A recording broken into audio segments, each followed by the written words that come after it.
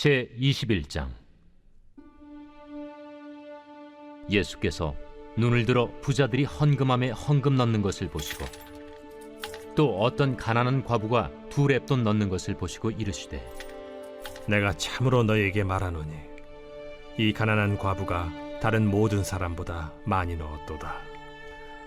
저들은 그 풍족한 중에서 헌금을 넣었거니와 이 과부는 그 가난한 중에서 자기가 가지고 있는 생활비 전부를 넣었느니라. 어떤 사람들이 성전을 가리켜 그 아름다운 돌과 헌물로 꾸민 것을 말하며 예수께서 이르시되, 너희 보는 이것들이 날이 이르면 돌 하나도 돌 위에 남지 않고 다 무너뜨려지리라. 선생님이요, 그러면 어느 때에 이런 일이 있겠사오며 이런 일이 일어나려 할 때 무슨 징조가 있사오리까? 미혹을 받지 않도록 주의하라. 많은 사람이 내 이름으로 와서 이르되 내가 그라하며 때가 가까이 왔다 하겠으나 그들을 따르지 말라. 난리와 소요의 소문을 들을 때 두려워하지 말라. 이 일이 먼저 있어야 하되 끝은 곧 되지 아니하리라. 민족이 민족을, 나라가 나라를 대적하여 일어나겠고 곳곳에 큰 지진과 기근과 전염병이 있겠고 또 무서운 일과 하늘로부터 큰 징조들이 있으리라. 이 모든 일 전에 내 이름으로 말미암아 너희에게 손을 대어 박해하며 회당과 옥에 넘겨주며 임금들과 집권자들 앞에 끌어가려니와 이 일이 도리어 너희에게 증거가 되리라. 그러므로 너희는 변명할 것을 미리 궁리하지 않도록 명심하라. 내가 너희의 모든 대적이 능히 대항하거나 변박할 수 없는 구변과 지혜를 너희에게 주리라. 심지어 부모와 형제와 친척과 벗이 너희를 넘겨주어 너희 중에 며칠 죽이게 하겠고 또 너희가 내 이름으로 말미암아 모든 사람에게 미움을 받을 것이나 너희 머리털 하나도 상하지 아니하리라. 너희의 인내로 너희 영혼을 얻으리라. 너희가 예루살렘이 군대들에게 에워싸이는 것을 보거든 그 멸망이 가까운 줄을 알라. 그때 유대에 있는 자들은 산으로 도망갈 것이며 성내에 있는 자들은 나갈 것이며 초원에 있는 자들은 그리로 들어가지 말지어다. 이날들은 기록된 모든 것을 이루는 징벌의 날이니라. 그날에는 아이 벤 자들과 젖먹이는 자들에게 화가 있으리니 이는 땅에 큰 환난과 이 백성에게 진노가 있겠음이로다.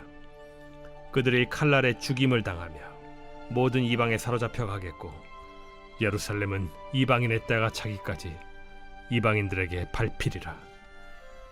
1월 성신에는 징조가 있겠고 땅에서는 민족들이 바다와 파도의 성난 소리로 인하여 혼란한 중에 곤고하리라. 사람들이 세상에 임할 일을 생각하고 무서워하므로 기절하리니 이는 하늘의 권능들이 흔들리겠음이라. 그때 사람들이 인자가 구름을 타고 능력과 큰 영광으로 오는 것을 보리라. 이런 일이 되기를 시작하거든 일어나 머리를 들라. 너희 속량이 가까워왔느니라. 이에 비유로 이르시되, 무화과 나무와 모든 나무를 보라. 싹이 나면 너희가 보고 여름이 가까운 줄을 자연히 아나니 이와 같이 너희가 이런 일이 일어나는 것을 보거든 하나님의 나라가 가까이 온 줄을 알라. 내가 진실로 너희에게 말하노니 이 세대가 지나가기 전에 모든 일이 다 이루어지리라. 천지는 없어지겠으나 내 말은 없어지지 아니하리라. 너희는 스스로 조심하라. 그렇지 않으면 방탕함과 술 취함과 생활의 염려로 마음이 둔하여지고 뜻밖의 그날이 덫과 같이 너희에게 임하리라. 이날은 온 지구상에 거하는 모든 사람에게 임하리라. 이러므로 너희는 장차 올 이 모든 일을 능히 피하고 인자 앞에 서도록 항상 기도하며 깨어있으라. 예수께서 낮에는 성전에서 가르치시고 밤에는 나가 감람원이라 하는 산에서 쉬시니 모든 백성이 그 말씀을 들으려고 이른 아침에 성전에 나아가더라.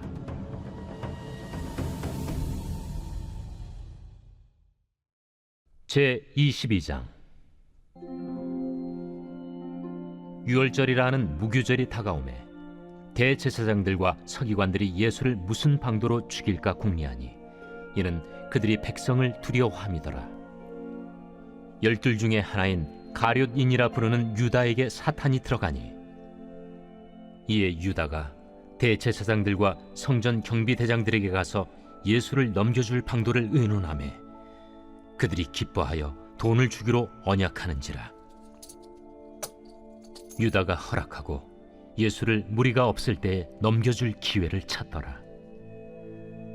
유월절 양을 잡을 무교절 날이 이른지라. 예수께서 베드로와 요한을 보내시며 이르시되 가서 우리를 위하여 유월절을 준비하여 우리로 먹게 하라. 어디서 준비하기를 원하시나이까? 보라, 너희가 성내로 들어가면 물 한 동이를 가지고 가는 사람을 만나리니 그가 들어가는 집으로 따라 들어가서 그 집 주인에게 이르되 선생님이 내게 하는 말씀이 내가 내 제자들과 함께 유월절을 먹을 객실이 어디 있느냐 하시더라 하라. 그리하면 그가 자리를 마련한 큰 다락방을 보이리니 거기서 준비하라 하시니 그들이 나가 그 하신 말씀대로 만나 유월절을 준비하니라. 때가 이름에 예수께서 사도들과 함께 앉으사 내가 고난을 받기 전에 너희와 함께 이 유월절 먹기를 원하였노라. 내가 너희에게 이르노니 이 유월절이 하나님의 나라에서 이루기까지 다시 먹지 아니하리라. 이에 잔을 받으사 감사 기도하시고 이것을 갖다가 너희끼리 나누라. 내가 너희에게 이르노니 내가 이제부터 하나님의 나라가 임할 때까지 포도나무에서 난 것을 다시 마시지 아니하리라 하시고 또 떡을 가져 감사 기도하시고 떼어 그들에게 주시며 이것은 너희를 위하여 주는 내 몸이라. 너희가 이를 행하여 나를 기념하라. 저녁 먹은 후에 잔도 그와 같이 하여 이르시되 이 잔은 내 피로 세우는 새 언약이니 곧 너희를 위하여 붓는 것이라. 그러나 보라, 나를 파는 자의 손이 나와 함께 상위에 있도다. 인자는 이미 작정된 대로 가거니와 그를 파는 그 사람에게는 화가 있으리로다. 그들이 서로 묻되 우리 중에서 이 일을 행할 자가 누구일까 하더라. 또 그들 사이에 그중 누가 크냐 하는 다툼이 난지라. 예수께서 이르시되 이방인의 임금들은 그들을 주관하며 그 집권자들은 은인이라 칭함을 받으나 너희는 그렇지 않을지니 너희 중에 큰 자는 젊은 자와 같고 다스리는 자는 섬기는 자와 같을지니라. 앉아서 먹는 자가 크냐 섬기는 자가 크냐? 앉아서 먹는 자가 아니냐? 그러나 나는 섬기는 자로 너희 중에 있노라. 너희는 나의 모든 시험 중에 항상 나와 함께한 자들인즉 내 아버지께서 나라를 내게 맡기신 것 같이 나도 너희에게 맡겨 너희로 내 나라에 있어 내 상에서 먹고 마시며 또는 보좌에 앉아 이스라엘 12지파를 다스리게 하려 하노라. 시몬아, 시몬아, 보라, 사탄이 너희를 밀가부르듯 하려고 요구하였으나 그러나 내가 너를 위하여 내 믿음이 떨어지지 않기를 기도하였노니 너는 돌이킨 후에 네 형제를 굳게 하라. 주여, 내가 주와 함께 오게도 죽는 데에도 가기를 각오하였나이다. 베드로야, 내가 네게 말하노니 오늘 닭 울기 전에 네가 3번 나를 모른다고 부인하리라. 그들에게 이르시되 내가 너희를 전대와 배낭과 신발도 없이 보내었을 때 부족한 것이 있더냐? 없었나이다. 이제는 전대에 있는 자는 가질 것이요 배낭도 그리하고 검 없는 자는 겉옷을 팔아 살지어다. 내가 너에게 말하노니 기록된 바 그는 불법자의 동류로 여김을 받았다 한 말이 내게 이루어져야 하리니 내게 관한 일이 이루어져 감이니라. 주여 보소서, 여기 검 둘이 있나이다. 족하다. 예수께서 나가사 습관을 따라 감람산에 가심에 제자들도 따라갔더니 그곳에 이르러 그들에게 이르시되 유혹에 빠지지 않게 기도하라 하시고 그들을 떠나 돌 던진 만큼 가서 무릎을 꿇고 기도하여 이르시되 아버지여, 만일 아버지의 뜻이거든 이 잔을 내게서 옮기시옵소서. 그러나 내 원대로 맛이 없고 아버지의 원대로 되기를 원하나이다. 천사가 하늘로부터 예수께 나타나 힘을 더하더라. 예수께서 힘쓰고 애써 더욱 간절히 기도하시니 땀이 땅에 떨어지는 핏방울같이 되더라. 기도 후에 일어나 제자들에게 가서 슬픔으로 인하여 잠든 것을 보시고 이르시되 어찌하여 자느냐? 시험에 들지 않게 일어나 기도하라. 말씀하실 때 한 무리가 오는데 12 중에 하나인 유다라 하는 자가 그들을 앞장서 와서 예수께 입을 맞추려고 가까이 하는지라. 유다야, 네가 입맞춤으로 인자를 파느냐? 하시니 그의 주위 사람들이 그 된 일을 보고 여짜오되 주여, 우리가 칼로 치리이까? 그 중에 한 사람이 대제사장의 종을 쳐 그 오른쪽 귀를 떨어뜨린지라. 예수께서 일러 이르시되 이것까지 참으라. 그 귀를 만져 낫게 하시더라. 예수께서 그 잡으러 온 대제사장들과 성전의 경비대장들과 장로들에게 이르시되 너희가 강도를 잡는 것 같이 검과 몽치를 가지고 나왔느냐? 내가 날마다 너희와 함께 성전에 있을 때 내게 손을 대지 아니하였도다. 그러나 이제는 너희 때요 어둠의 권세로다. 예수를 잡아 끌고 대제사장의 집으로 들어갈새 베드로가 멀찍이 따라가니라. 사람들이 뜰 가운데 불을 피우고 함께 앉았는지라. 베드로도 그 가운데 앉았더니 한 여종이 베드로의 불빛을 향하여 앉은 것을 보고 주목하여 이르되 이 사람도 그와 함께 있었느니라. 이 여자여, 내가 그를 알지 못하노라. 조금 후에 다른 사람이 보고 너도 그 도당이라. 이 사람아, 나는 아니로라. 1시간쯤 있다가 또 한 사람이 장담하여 이르되 이는 갈릴리 사람이니 참으로 그와 함께 있었느니라. 이 사람아, 나는 내가 하는 말을 알지 못하노라. 아직 말하고 있을 때에 닭이 곧 울더라. 주께서 돌이켜 베드로를 보시니 베드로가 주의 말씀 곧 오늘 닭 울기 전에 네가 3번 나를 부인하리라 하심이 생각나서 밖에 나가서 심히 통곡하니라.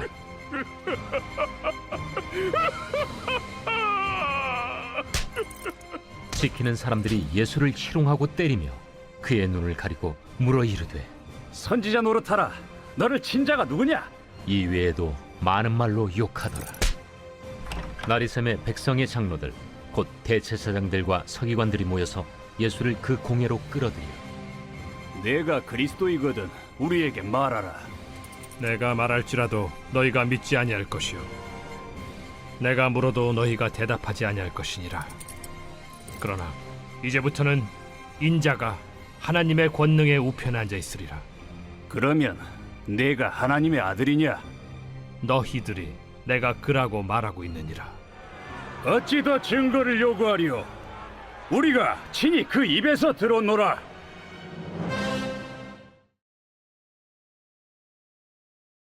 제 144편 다윗의 시. 나의 반석이신 여호와를 찬송하리로다. 그가 내 손을 가르쳐 싸우게 하시며 손가락을 가르쳐 전쟁하게 하시는도다. 여호와는 나의 사랑이시요 나의 요새이시요 나의 산성이시요 나를 건지시는 이시요 나의 방패이시니 내가 그에게 피하였고 그가 내 백성을 내게 복종하게 하셨나이다. 여호와여, 사람이 무엇이기에 주께서 그를 알아주시며 인생이 무엇이기에 그를 생각하시나이까? 사람은 헛것 같고 그의 날은 지나가는 그림자 같으니이다. 여호와여, 주의 하늘을 들이우고 강림하시며 산들에 접촉하사 연기를 내게 하소서. 번개를 번쩍이사 원수들을 흩으시며 주의 화살을 쏘아 그들을 무찌르소서.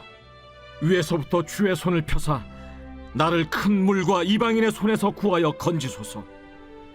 그들의 입은 거짓을 말하며 그의 오른손은 거짓의 오른손이니이다.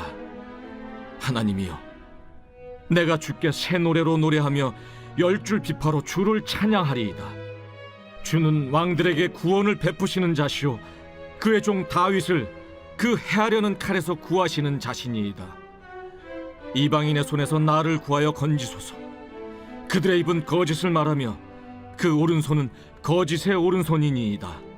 우리 아들들은 어리다가 장성한 나무들과 같으며 우리 딸들은 궁전의 양식대로 아름답게 다듬은 모퉁이 돌들과 같으며 우리의 곳간에는 백곡이 가득하며 우리의 양은 들에서 천천과 만만으로 번성하며 우리 수소는 무겁게 실었으며 또 우리를 침노하는 일이나 우리가 나아가 막는 일이 없으며 우리 거리에는 슬피 부르짖음이 없을진데 이러한 백성은 복이 있나니 여호와를 자기 하나님으로 삼는 백성은 복이 있도다.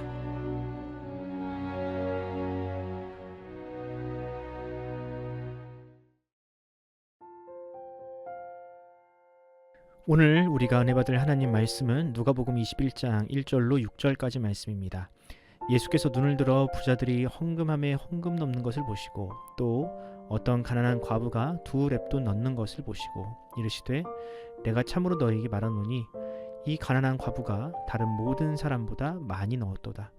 저들은 그 풍족한 중에서 헌금을 넣었거니와 이 과부는 그 가난한 중에서 자기가 가지고 있는 생활비 전부를 넣었느니라 하시니라. 어떤 사람들이 성전을 가리켜 그 아름다운 돌과 헌물로 꾸민 것을 말하매 예수께서 이르시되 너희 보는 이것들이 날이 이르면 돌 하나도 돌 위에 남지 않고 다 무너뜨려지리라. 아멘. 오늘은 제2의 종교개혁이 필연적인 이유라는 제목으로 하나님 말씀 전하겠습니다. 문명과 제국의 몰락을 연구해온 인류학자 조지프 A. 테인터는 그의 책 복잡한 사회의 붕괴에서 문명의 탄생과 멸망 과정을 다음과 같이 요약했습니다. 인류 문명은 본질적으로 끊임없이 문제를 해결해온 노력의 산물입니다. 그러나 역설적이게도 문명은 발전을 거듭할수록 이전과는 비교할 수 없는 다양하고 복잡한 문제들이 생겨났습니다. 인류는 이 문제를 해결하기 위해 더 커다란 행정 시스템을 구축하고 웅장한 건축물을 세우거나 보다 전문화된 직업군을 만들었습니다. 복잡성으로 인해 생겨난 문제를 더 복잡한 시스템을 만들어 해결하려 한 것이죠. 그 유지 비용 역시 눈덩이처럼 불어날 수밖에 없었습니다. 하지만 이런 확장이 영원할 수는 없습니다. 어느 순간 이 복잡성을 아무리 더 쌓아 올려도 문제가 해결되지 않는 한계에 다다르게 됩니다.